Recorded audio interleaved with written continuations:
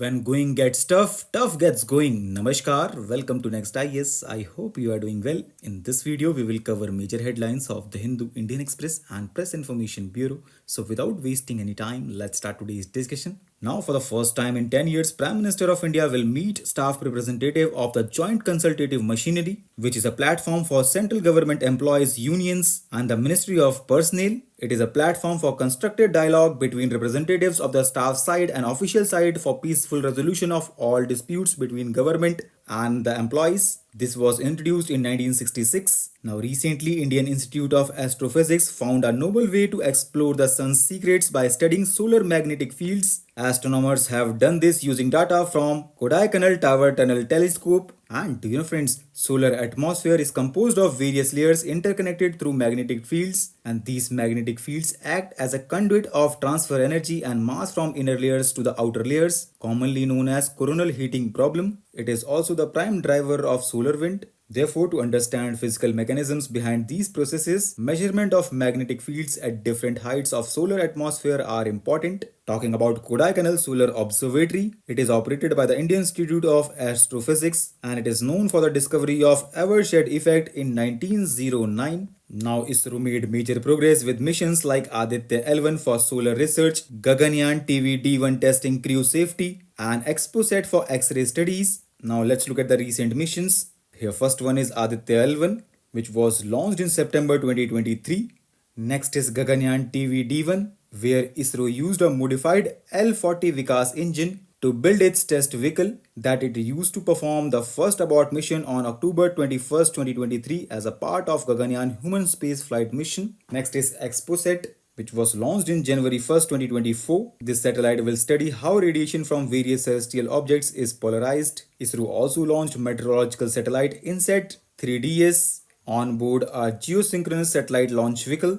And recently, ISRO also launched the third and final development flight of the small satellite launch vehicle, placing the EUS-08 and SR-0 demonstrate satellite in orbit. But now, ISRO is focused on its 25-year roadmap for Gaganyaan and Bharatiya Antariksh Station by 2035. And in this context, new policies and licenses are boosting private sector participation and foreign investment in India's space sector. Now, National Disaster Management Authority will monitor 189 high-risk glacial lakes to prevent disasters. Some of the proposed steps include constituting teams to investigate these lakes and attempt lake lowering measures. In this context, National Glacial Lake Outburst Floods Risk Mitigation Program was approved by the Centre on July 25th, which aims at detailed technical hazard assessments, installing automated weather and water level monitoring stations and early warning systems at the lakes and in downstream areas. And do you know friends, there are nearly 7,500 glacial lakes in the Himalayan mountain ranges located in India,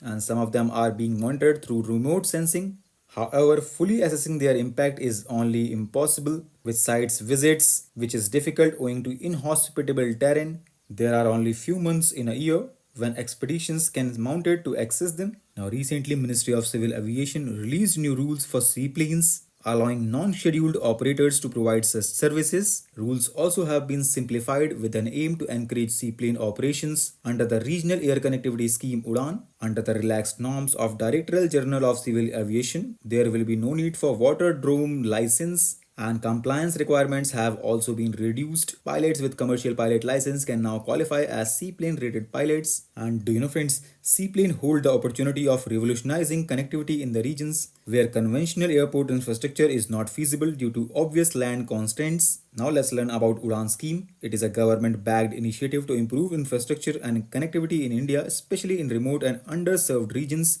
It is a vital component of India's National Civil Aviation Policy 2016, which was launched by the Ministry of Civil Aviation. Next article focuses upon vaccine-derived polio because a 2-year child in Meghalaya has been infected with vaccine-derived polio. That is a rare condition that occurs when the weakened strain of polio virus used in oral polio vaccine mutates and regains the ability to cause paralysis. Oral polio vaccine contains a live attenuated virus that is used for immunization against the disease. This weakened virus triggers an immune response when administered, thus protecting people from the disease. And do you know friends, the first successful polio vaccine for polio virus was made by the Jonas Salk in the early 1950s. Now, India and Poland have agreed to formulate and execute a 5-year action plan that will guide bilateral cooperation from 2024 to 2028 across several areas, which include political dialogue, security cooperation, trade and investment, climate, energy, mining, science and technology, transport and connectivity, terrorism, cybersecurity,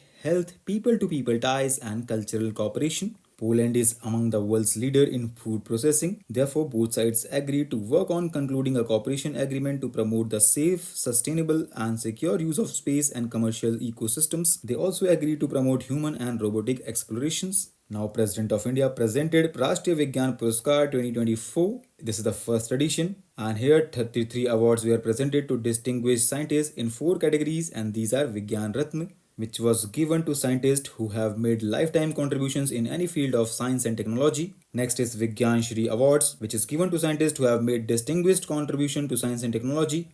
And next is Vigyan Yuva, which is given to recognize scientists who have exceptionally contributed in any field of science and technology. And a Vigyan Team Award was given to a team of 3 or more scientists for making groundbreaking research contributions in any field of science and technology. So with this, let's conclude today's discussion. Thanks for listening, and for regular updates, you can follow us on various social media platforms.